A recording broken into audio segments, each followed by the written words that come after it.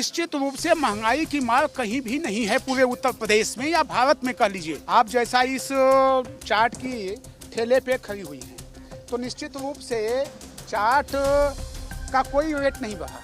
हम किसानों की आमदनी को दूना करने का काम किए हैं, हम हर क्षेत्र में मजदूरी बढ़ाने का काम किए हैं। सर्दी के मौसम में चाट तो बनती है, लेकिन भदोही में क्या इस बार भी महंगाई की मार हो रही है? हमारे साथ हैं विधायक साहब नरेंद्र नाथ त्रिपाठी जी। ये बताइए कि इस बार भी चाट का मसाला क्या गरम ज़्यादा है या तीखा ज़्यादा है?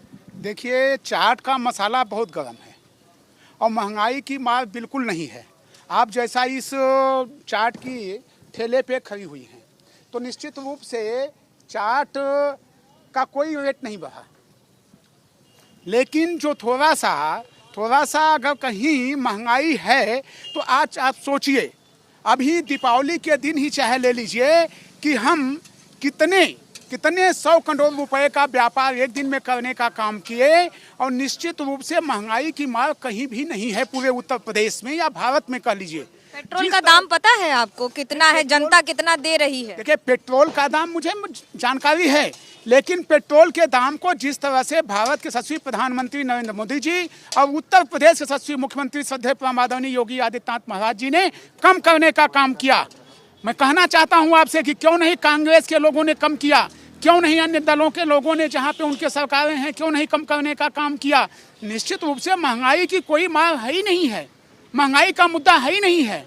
आज निश्चित रूप से सब चाहे जहां जिस दुकान पे आप चले जाएं, वहां पे हर आदमी, आज आमदनी भी तो बढ़ी है। हम किसानों की आमदनी को दूना करने का काम किए हैं, हम हर क्षेत्र में मजदूरी बढ़ाने का काम किए हैं, हर लोगों को हर हाथ में काम देने का काम किया। कांग्रेस और समाजवादी पार्टी कहती है कि बेरोजगारी सबसे बड़ी समस्या है, विकास तो किया ही नहीं। एक कहावत है ना, इन लोगों का, हमारे पूर्विया में लोग कहते हैं, सुपवा बोले बोले चलनियों बोला था जौने में 32 ठे छेदबा। तो ये कांग्रेस और सपा के पास कोई मुद्दा तो है नहीं। इन लोगों ने जो लगभग 60 वर्षों तक, चाहे कांग्रेस के लोग थे चाहे सपा के लोग थे, सबसे अधिक अगर केंद्र में किसी का शासन था तो कांग्रेस का था, उत्तर प्रदेश में भी सबसे ज़्यादा अगर किसी का शासन था तो सपा का था।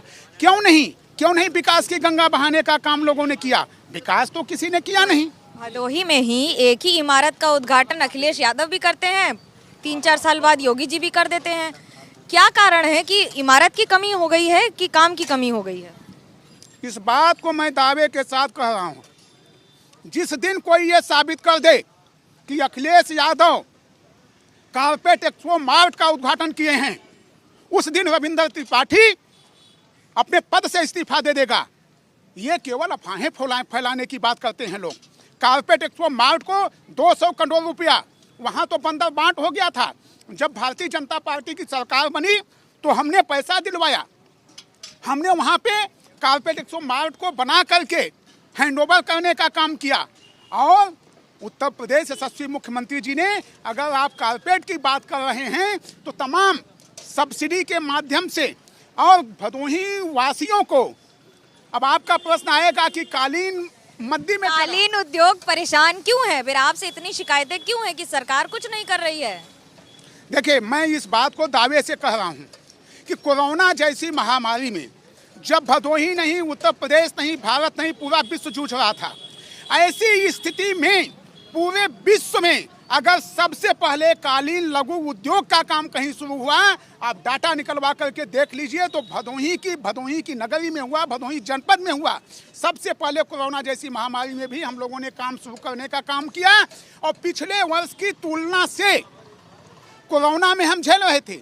आप आंकड़ा निकाल के देख लीजिए, 10,100 करोड़ रुपए से ज़्यादा हमने कालीन का व्यापार करने का काम किया है। उसके लिए कालीन भाइयों को धन्यवाद देना चाहता हूँ।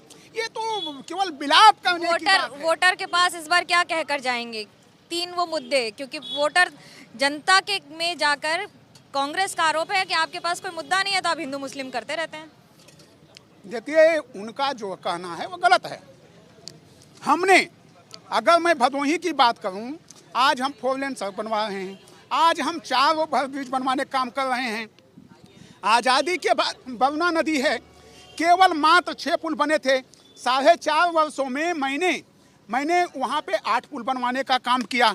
4.5 वर्षों में 4.5 लाख युवाओं को नौकरी देने का काम किया।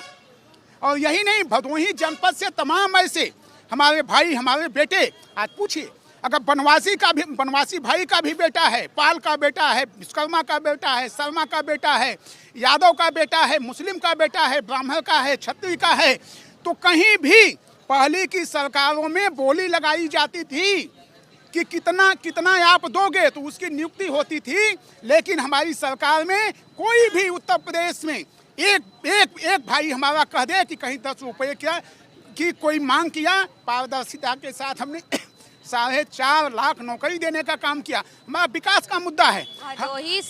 भदोही जिले से ही निषाद का आरोप है सारे वोटरों का कि बीजेपी पक्षपात कर रही है। देखिए, ये बात बिल्कुल, इस प्रश्न को हम खारिज करते हैं। निषाद भाई जो हमारे बिंद भाई हैं, आज़ादी के बाद उनको कौन आवास दिया? हमने आवास दिया। आज़ादी के बाद किसान सम्मान निधि किसने देने का काम किया? भारतीय जनता पार्टी ने दिया। आज़ादी के बाद घर घर बिजली पहुंचाने का काम किसने किया? भारतीय जनता पार्टी ने किया। ये तथा कथित लोग कहते होंगे, आप किसी भी गांव में जाकर के देख लीजिए, उनसे इंटरव्यू ले लीजिए, पूछ लीजिए। आज पूर्ण रूप से इस बात को मैं दावे के साथ कह रहा हूँ कि जो ये उत्तर प्रदेश के लोग हमारे भाइयों को जातियों में बांटने का काम करते हैं, अब उनकी दुकानें बंद हो गई हैं। अब जातिवाद की राजनीति उत्तर प्रदेश में नहीं चलने वाली है। अब तो केवल विकासवाद की राजनीति चलेगी और योगी मोदी चलेंगे। जैसा आपने कहा भी, आज उत्तर प्रदेश ही नहीं, भारत और पूरे विश्व में अगर किसी का नाम लिया जाता है तो प्रधानमंत्री नरेंद्र मोदी जी के बाद यशस्वी मुख्यमंत्री योगी आदित्यनाथ महाराज जी का लिया जाता है। जीत का भरोसा मोदी जी पर है कि योगी जी पर है? जीत का भरोसा केवल जनता पे है। ये जनता की अदालत है। ये जनता पे भरोसा हमारा है। जनता पर भरोसा है और इसी भरोसे ही जनता के मैदान में जाकर चाट के चटकारे लेकर सवाल करेगी जनता और वोट देंगे वोटर। कैमरा पर्सन सूरज पांडे और रोहित के साथ मनोज्ञा लोईवाल, भदोही, एबीपी न्यूज।